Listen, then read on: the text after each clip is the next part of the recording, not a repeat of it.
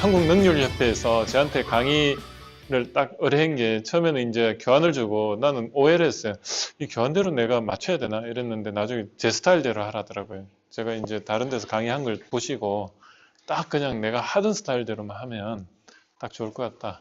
아, 제 인생이 원래 저 남들 하는 스타일하고는 다르게 살아왔으니까 근데 저는 정말 행복해요. 왜 행복하냐면 내가 하고 싶은 일인데 내가 또 좋아해. 잘할 수 있고. 그런데 세상이 또 원하니까 저는 그냥 어디 갔어요. 그냥 그 여러분들 강의를 하기 전에 저는 항상 설계해요. 주말에 교회 가서 계속 명상 모드로 들어가가지고 설계해가지고 이렇게 하고 그래서 와가지고 또 막 이렇게 와서 막 이야기해. 근데 반응도 좋아. 그런데 그게 도움이 될 것 같아. 그러면은 제가 좋아하는 일을 하는데 통장엔 돈이 꽂혀. 이거 같이 좋은 일이 없잖아요. 여러분들도 직장을 선택할 때 그거에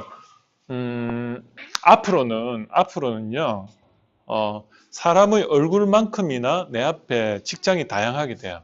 예를 들어 저는 기계하고 경영을 했으니까 그 중간에 정확하게 말하면 기계하고 인체하고 그 다음에 경영 그 중간이거든. 의학과 그 중간 영역이다 보니까 남들이 이거죠. 나는 기계공학도 알면서도 전자회사가 전자도 알면서 또 자동차 전공을 했어요. 내연기관을 했었고 그래서 사출 성형 해석도 했었고 그러면서 인체 사람도 알고 그러면서 심리학도 알고 그러면서 경영을 알아. 그러면 어때요? 그건 내밖에 할 수 없잖아. 그런 식으로 여러분들도 직장을 다니는 건요. 그냥 거기 뼈를 묻겠다가 아니고 거기서 내가 최소한 거기서 내가 전문성을 하나 더 만들어내겠다. 그 어느 회사 가도 상관없지. 그렇지만은 거기서 내가 좀 좋아하는 영역이면 더 좋겠지. 그래서 그 비슷한 영역 근처에 있는 회사에 그냥 들어가는 게 중요해. 들어가가지고 열심히 하는 거야. 거기에 뭐 현장 직공이 됐든 뭐 상관없어. 열심히 해가지고 그 왜냐 현장에서 이렇게 뭐 라인에서 만약에 내가 진짜 배치바닥 했어. 그것도 그쪽의 생리를 아는데 인생에 있어서 굉장히 중요하거든요. 그런 거. 그리고 이제 됐다. 이제 다음에 근데 그 3년 4년 있으려면 그것만 하기에는 좀 아깝잖아. 그러면 또 호박씨 까는 거야. 그래가지고 다른 데 가서 공부 또 하고 그 시간 나면요 뭐 야간 대학을 다니든 어디 다니든 계속 공부하는 거야. 그래서 앞으로는 여러분들은 두 배로 살아야 돼요. 제 인생은 뭐냐면 한 번도 학교 공부만 올인 해본 적이 없어요. 항상 직장 다니면서 공부를 했어요. 남보다 배로 살은 거예요. 그래서 제가 46이지만 경험은 한 60대는 될 겁니다. 왜냐하면 리니어하게 안 살았고 멀티하게 살았거든. 그러니까 항상 세 가지, 네 가지를 이렇게 동시에 하다 보니까 막 융합이 생기는. 그리고 지금은요, 저는 그때 어릴 때부터 어떤 생각을 가졌냐면 그 교수님들이 그런 말을 했어요. 너 그냥 내 방에서 내가 해왔던 식으로 그냥 밑에서 도제식으로 내가 시키는 거 열심히 워드맨 되고 그럼 나중에 너도 교수가 될 수 있어. 그게 비전이었어요.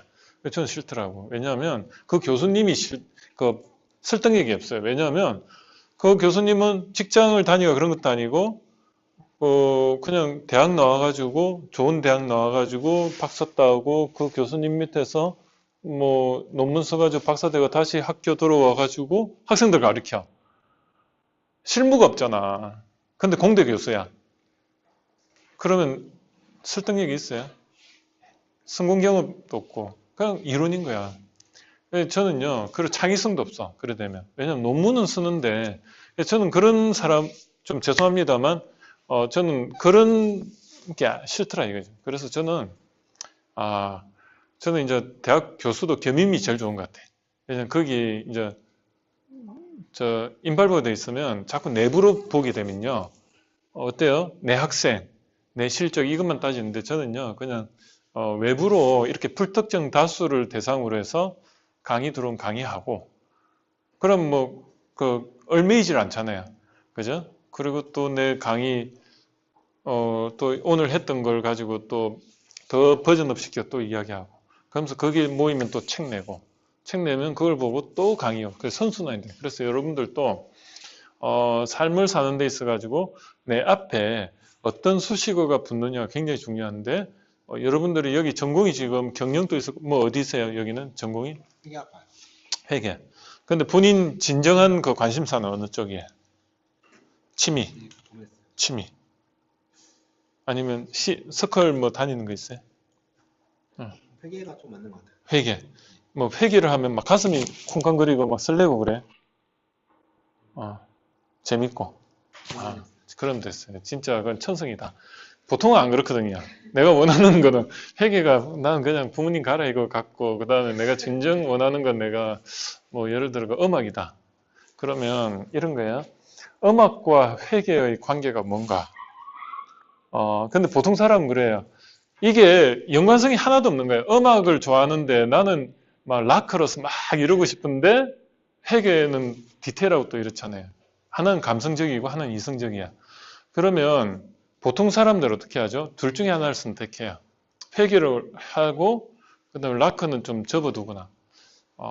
그건데 제가 인문학으로 접근하라는 이유는 이 음악의 그 뿌리를 찾아 올라가면 회계의 뿌리를 올라가면 그 접점이 있어요.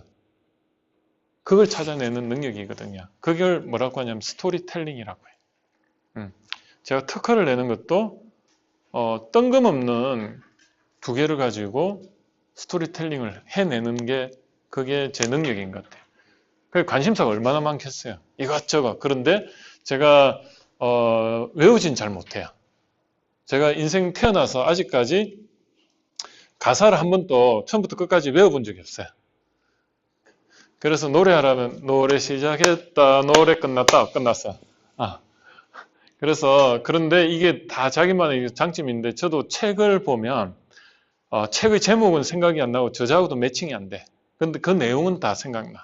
근데 제가 또 음악을 참 음악 가사 능력은 별로 없는데 음악의 그 리듬은 제가 다 기억해요.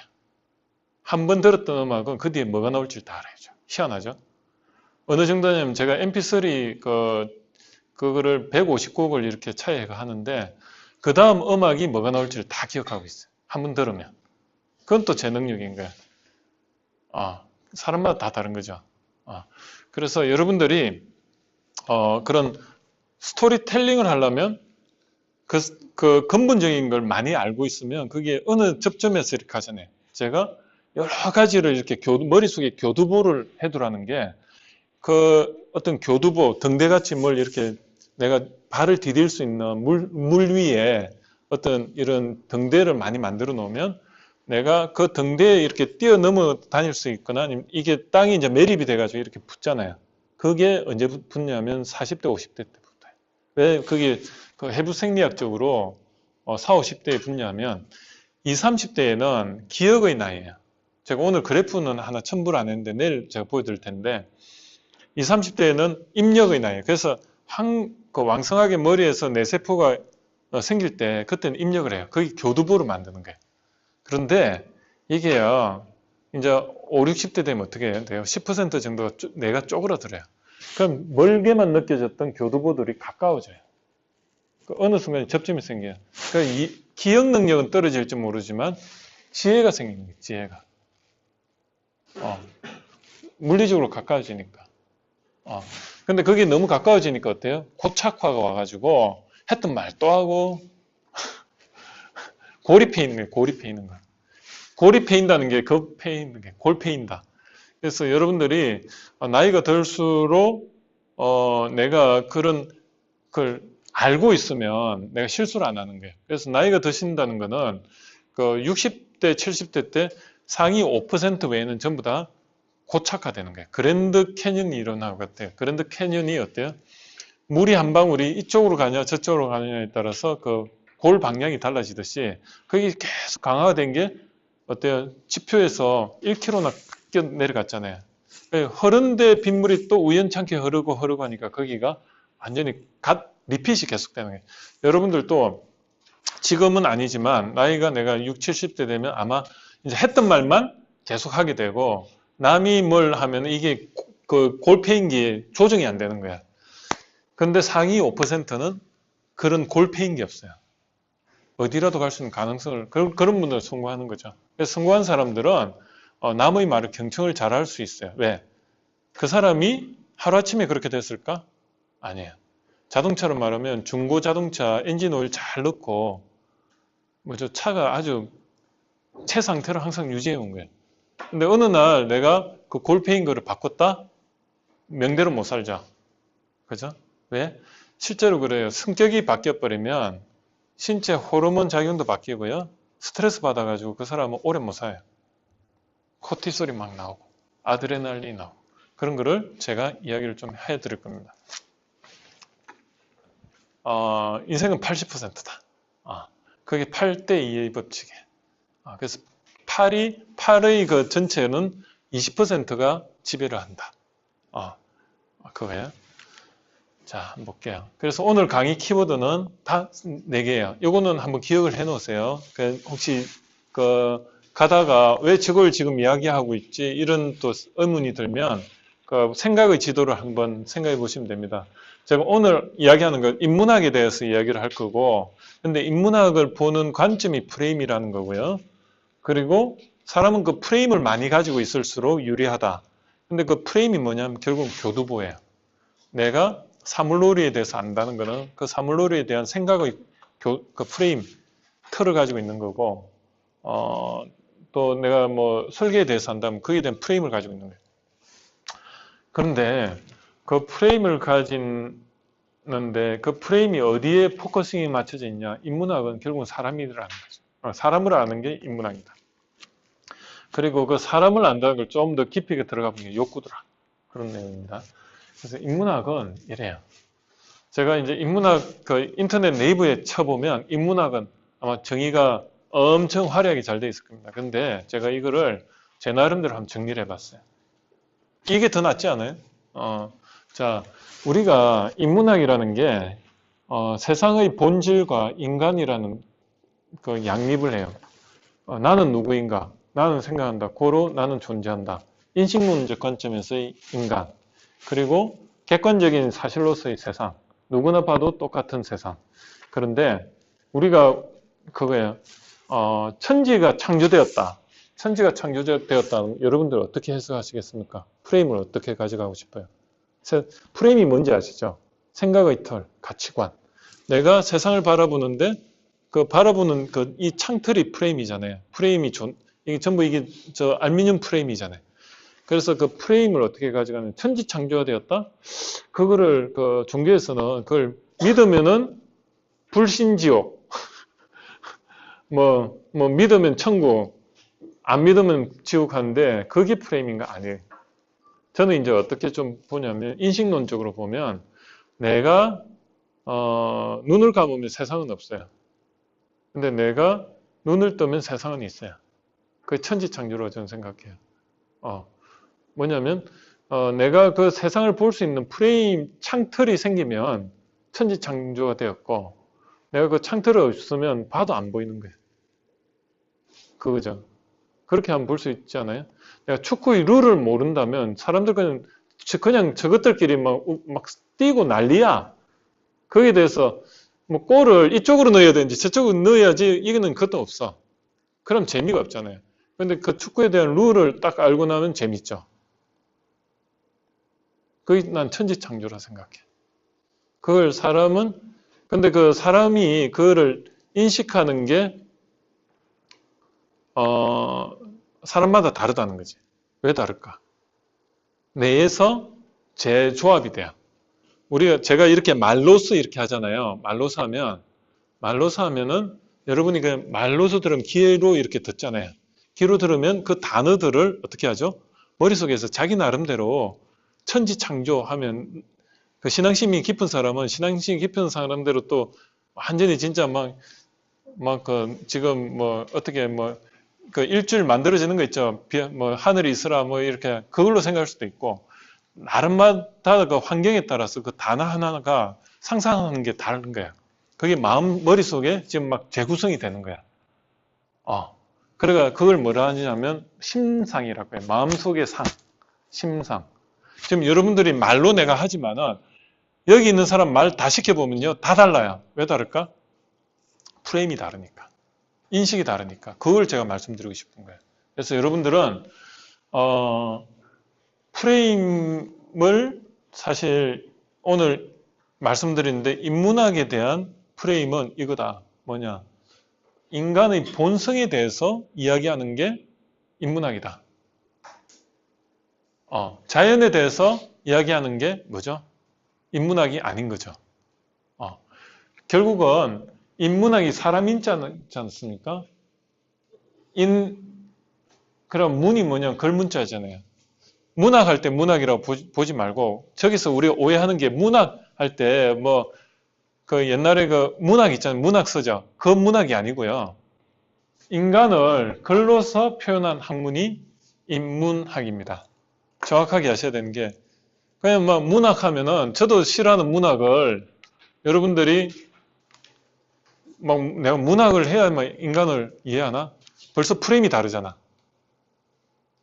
여러분들 여기 앉아있지만 아까 제가 인문학에 대해서 여러분들 어떤 생각을 좀 가지십니까 했을 때 뭔가 두루뭉실하잖아요. 그게 아니고 사람에 대해서 문학이 아니고 글로서 표현한 학문이 인문학입니다. 사람에 대해서 아는 학문이죠. 그럼 사람에 대해서 안다는 거는 다 알겠네. 왜? 우리가 살아가는 데서 성공이라는 것도 사람을 통해서 이루어지고 뭔가 물건을 파는 것도 사람을 대상으로 팔고 내가 인생에서 행복한 것도 나를 알아야지 행복한 거고. 그렇죠? 그러면 나를 알면은 행복해지는 거예요. 결국은 다른 사람과 내가 공감을 한다는 것은 어떤 가정이 필요하냐면 나도 인간이다는 거야. 이 사람도 인간이고 나도 인간이고 이 사람이 느끼는 거하고 내하고 느끼는 게 같을 것이다. 어느 정도 같을 것이다? 80%. 20%는 다른 거야. 그러한 가정에서 그 사람이 만약에 어려운 상황에 처했어. 그럼 내가 나도 인간이고 내가 그 사람 입장이라면 나도 그런 느낌이 있을 거야. 그래서 그거를 확인시켜주고 그럼 서로가 공감을 하는 거. 그게 어때요? 인간을 아는 거거든. 근데 그 생각의 범위를 벗어나는 생각을 한 사람은 공감 능력이 떨어지는 거죠. 이 사람은 분명히 슬퍼하고 있는데 나는 안 슬퍼. 아니면 그 사람은 웃어야 되는데 나는 안 웃겨. 공감 능력이 떨어져요. 그럼 내가 한번 잘 생각해 보세요.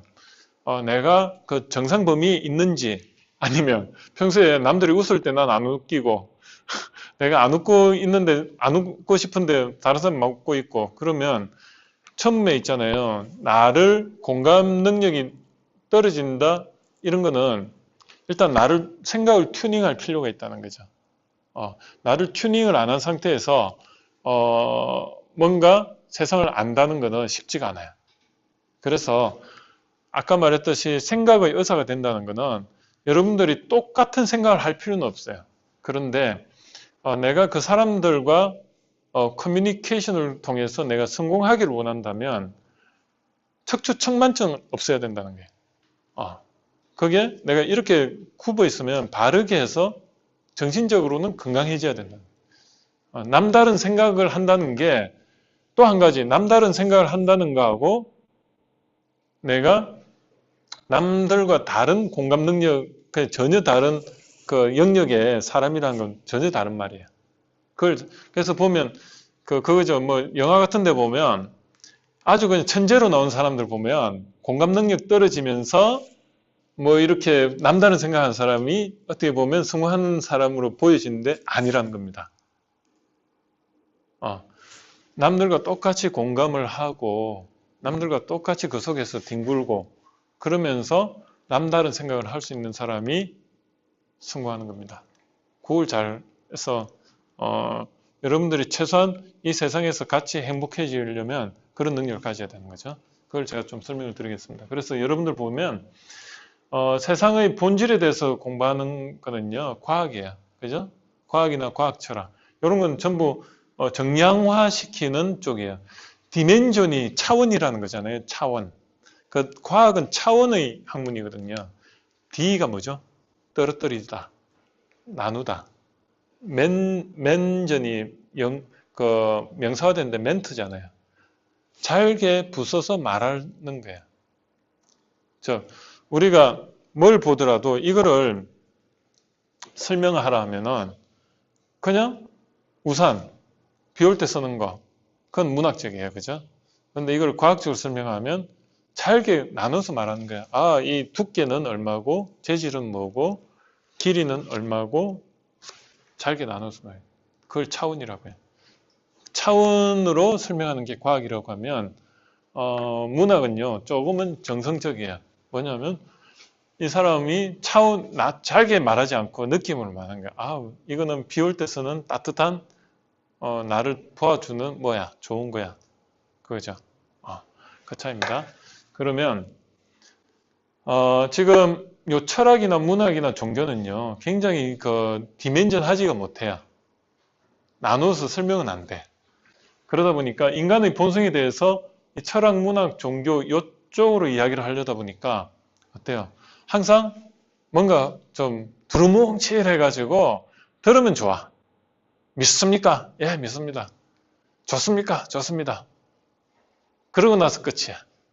그 다음 행동으로 안 넘어가요. 그래서 저는요, 이걸 좀 깨고 싶어서 사실은 인문학을, 있지 않습니까? 이 영역을 디멘전화 시켰어요. 그러다 보니까 이 디멘전 시키려고 하면 의학이 있잖아요. 의학을 가지고 이쪽을 다 설명을 좀 하려고 해요. 의학적으로. 그죠? 그런 거래가 여러분들이, 그래서 그렇구나. 그런 걸 한번 느껴보시기 바랍니다. 그래서 인간에 대한 프레임이다. 인문학이라는 거는 인간에 대한 프레임을 정의한 게 인문학이다. 이제 정리가 되죠? 인간에 대해서 아는 학문이 인문학이다. 문학이 그 아름다운 문학을 글로서 표현한 그게 문학이 아니고 사람에 대한 글자화시킨 학문이다. 체계화시킨 학문이다. 이렇게 보시면 되고. 자, 제가 그렇게도 강조하던 프레임이에요. 프레임이 뭔가 도대체? 프레임. 이제 두 번째가 프레임이죠. 프레임은요, 차원으로 이루어졌다고 했어요. 아까 인문학은 두루뭉실해가 정성적이었는데 그걸 제가 정량화시키게 됐다고 했잖아요. 그럼 어떤 정량화? 그걸 한번 설명해 볼게요. 자, 한번 볼게요. 한번 이 그림을 보세요. 이 중간을 봤다가 우측을 봤다가 이쪽으로 보시고 좌측을 봤다가 또 우측을 보세요. 어때요? 방향이 달라지죠? 한번 보세요. 근데 안 달라지는 사람.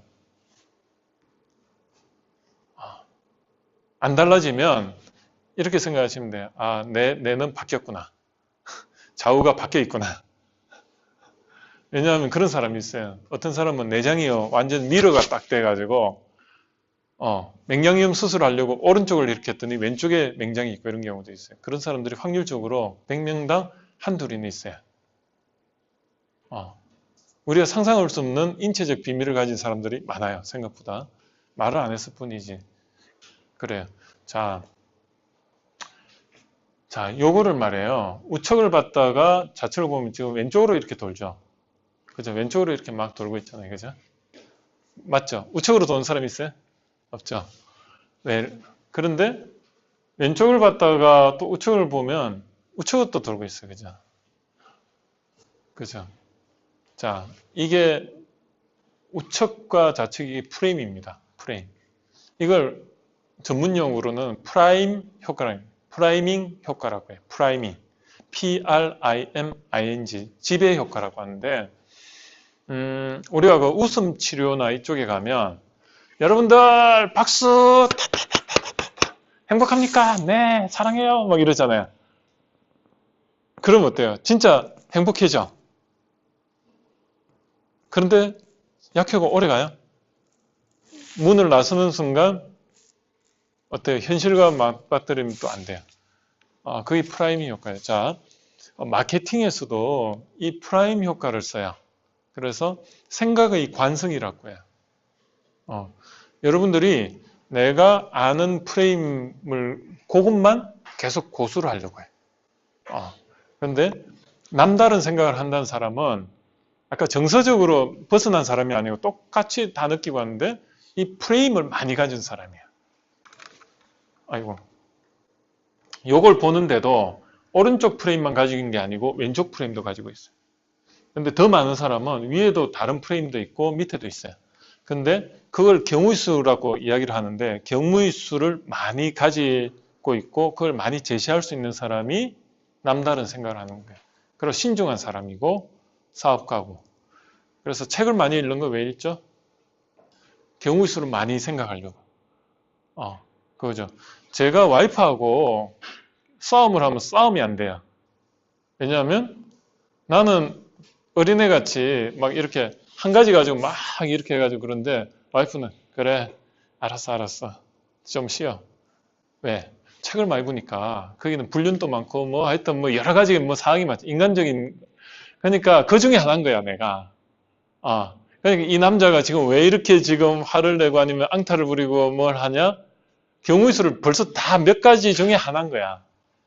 그러니까 싸움이 되겠어요? 안 되겠어요? 안 돼요. 이해가 되죠? 여기 남자친구 있죠? 있을 것 같아. 내가 대충 물어봤는데 맞네.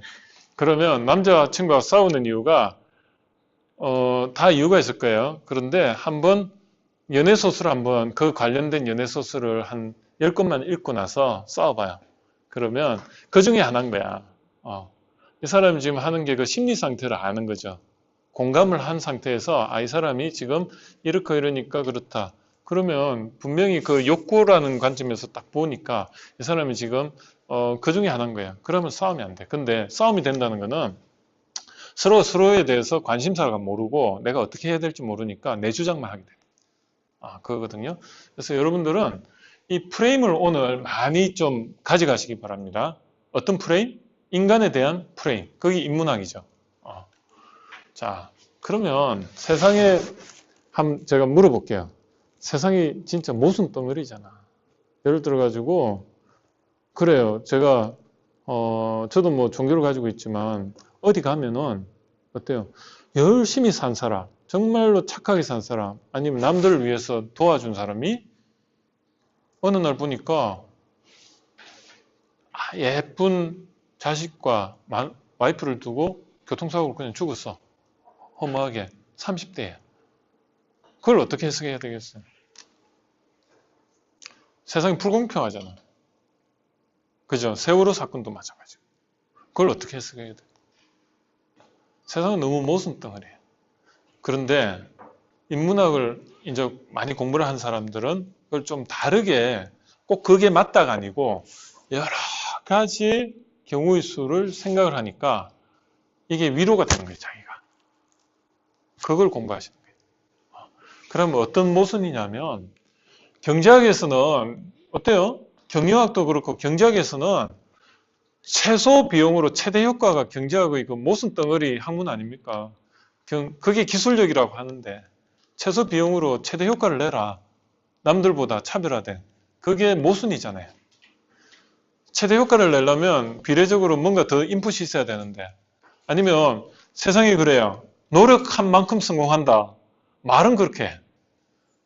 노력한 만큼 성공한다가 인풋이 많으면 아웃풋은 많다.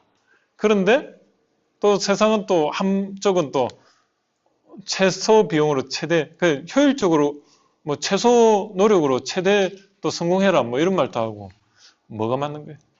그죠? 그게 프레임이라는 거예요. 자, 그러면 여러분들 그 모순 중에 한 가지씩만 이야기해 해보시겠어요? 모순. 내가 세상에서 모순이 많아. 뭐가 모순인 것 같아? 동물을 죽이는 거 싫지만 가죽 가방은 좋아요. 가방 좋다. 네. 맞네. 가죽 가방. 그 L자, V자, 뭐 똥, 그죠? 여자들 가방은 좋아하는데 또 동물은 죽이기 싫다. 맞아요. 또.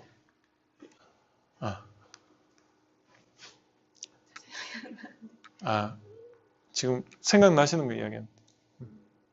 환경 보호를 해야 하지만 일회용품은 편하나요? 일회용품을 사용하기 편해요. 그래 여러분들이 환경을 보호한다는 건 좋은데 또 일회용품이 편하다. 이런 게 제일 모순일 거예요. 제가 조금 비슷한 경우를 말씀드리면 전기 자동차 있죠. 전기 자동차는 전기를 쓰니까 환경엔 좋아. 근데 전기 자동차를 만들고 유지하는데 그 외적인 게 더 환경적으로 안 좋은 것이죠. 일단 전기를 만드는데 뭐로 만들죠? 수력발전소만 쓰나? 원자력 발전을 해야 되잖아. 원자력 발전은 어떠해요? 우라늄이라는 게 나오잖아요. 그게 환경적으로 좋을까? 아니죠. 그거죠. 그러면 또 뭐가 있죠? 전기자동차의 리튬 이온이 환경적으로 좋을까? 그걸 만들기 위한 기름은 얼마나 많이 쓸까?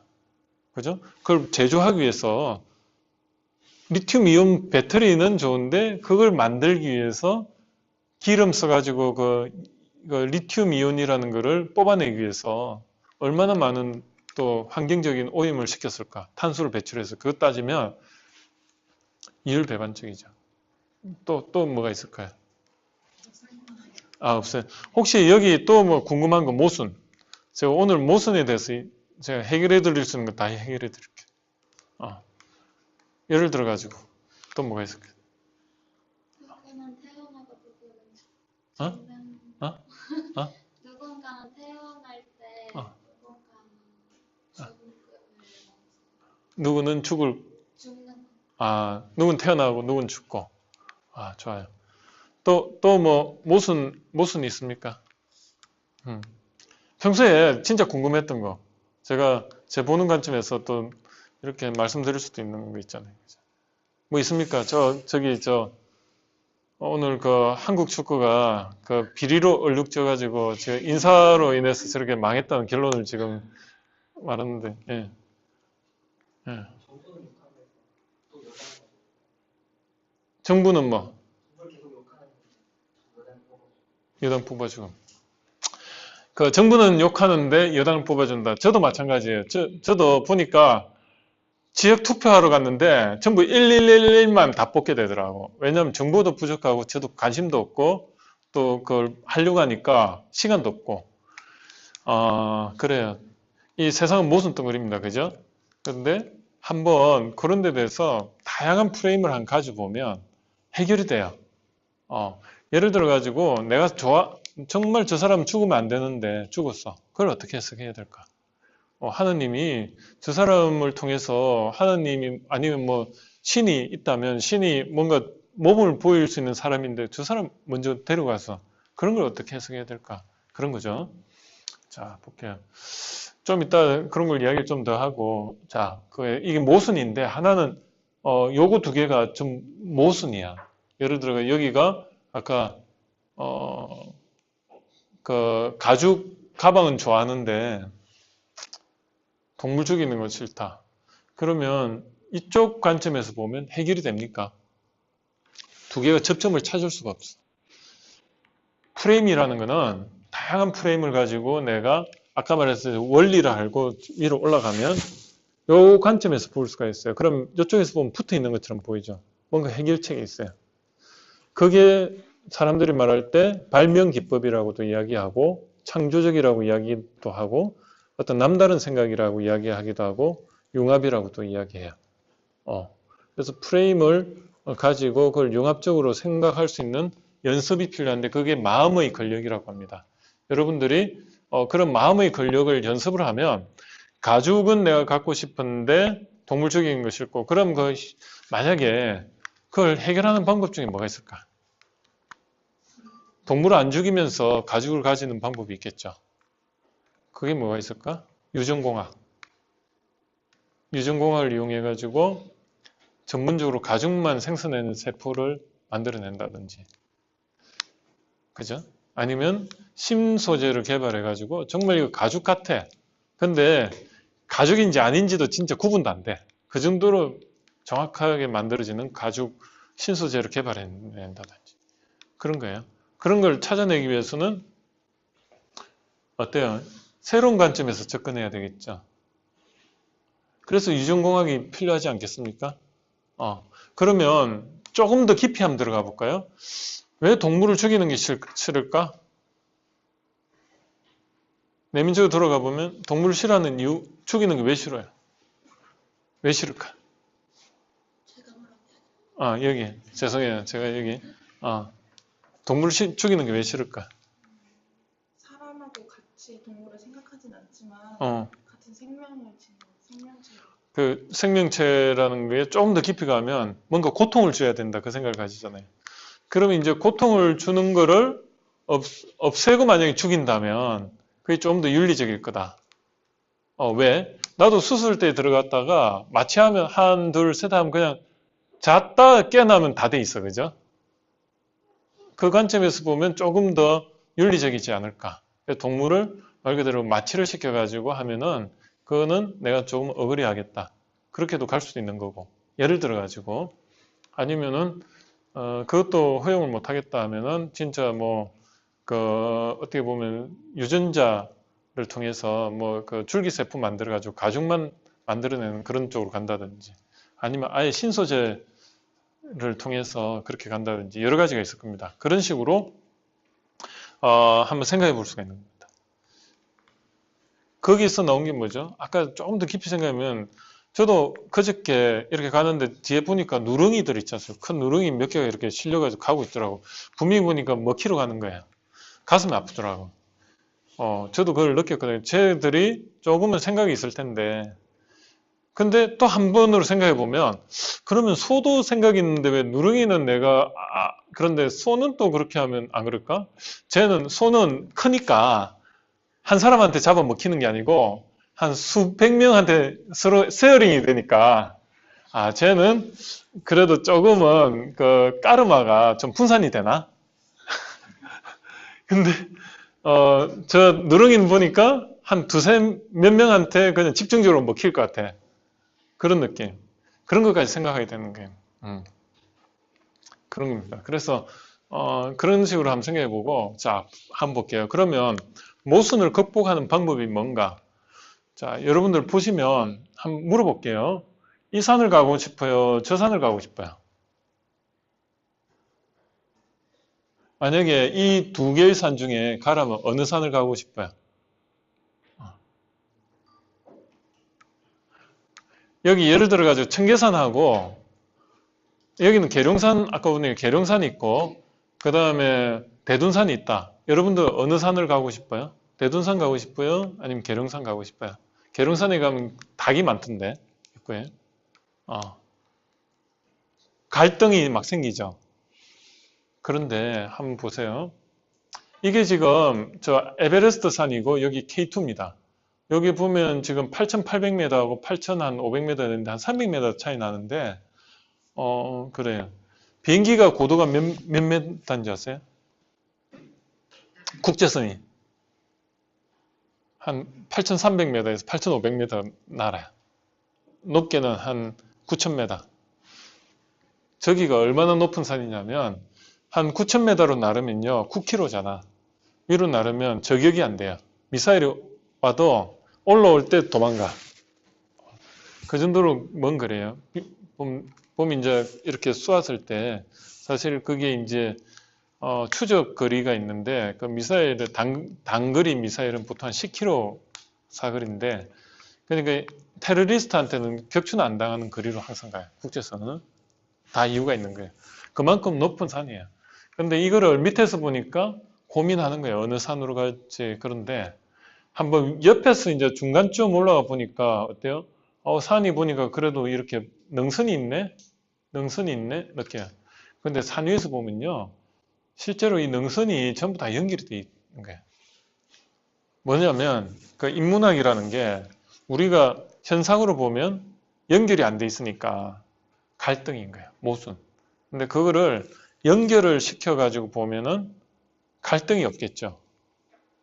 그 연결의 고리가 어디인가?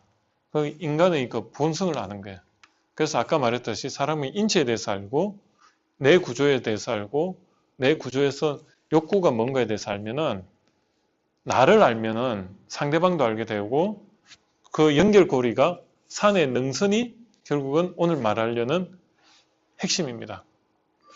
여러분들이 여기 앉아 있을 때 처음에는 인문학 하면 뭐 역사, 철학, 그 다음에 뭐 그런 거 이야기할 줄 알았죠. 그죠? 그쵸? 그래가지고 제가 와서 잘난 척하고 막 이지성이 뭐 있는데 뭐 어디 뭐 말하면 전 말할 수 있어요. 그 역사 철학에 대해서도 한번 이렇게 말할 기회는 있겠지만 오늘은 능선에 대해서 이야기를 하겠습니다. 세상은 모두 연결되어 있다. 결국은 다 연결이 됐어요. 그래서 인간에 대해서 오늘 이야기를 좀 할게요. 자, 인간은요, 육체의 지배를 당한다. 맞습니까? 여러분들이 이 융합형 인재가 된다는 게 결국은 자기를 알아야 됩니다. 그게 중요한데 결국은 그 내 육체에 의해서 모든 게 지배를 당한다는 것 자체를 좀 인정을 해야 될 필요가 있습니다. 자, 한번 볼까요? 그럼 육체에 진짜 지배를 당하는 거 한번 볼게요. 이 중에 어느 쪽이 돌출이 돼 있어요? 어느 쪽에 돌출이 돼 있을까? 어디에 돌출이 돼 있을까? 오른쪽 거 같죠? 대부분이 오른쪽인데 왼쪽이라고 생각하는 사람. 왼쪽. 또 왼쪽. 어떤 생각에서 왼쪽인 것 같습니까? 응? 봤기 때문에 저런 거를 그냥 봤을 때 왼쪽이 돌출된 것 같아요. 여기는 어떤 느낌이에요? 왼쪽이 돌출됐다는 이유가?